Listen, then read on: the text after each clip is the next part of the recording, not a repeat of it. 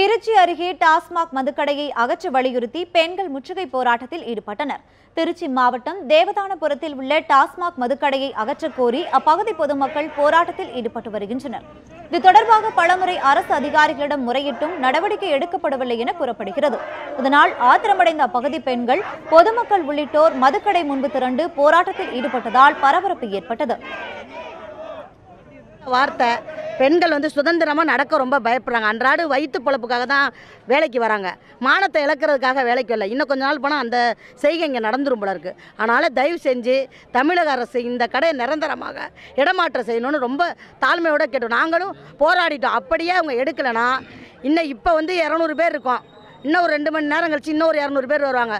சாயங்காலம் 5 மணி பேர் 1000 பேர் போராடுவோம். இதேபோன்று கன்னியாகுமரி மாவட்டம் இரணியல் பகுதியில் மதுக்கடையை அகற்றக் கோரி 3வது நாளாக பொதுமக்கள் போராட்டம் நடத்தினர். இதில் ஏராளமான பள்ளி மாணவிகள் கலந்து கொண்டனர். போராட்டத்தில் 20க்கும் மேற்பட்டோரை போலீசார் கைது செய்தனர்.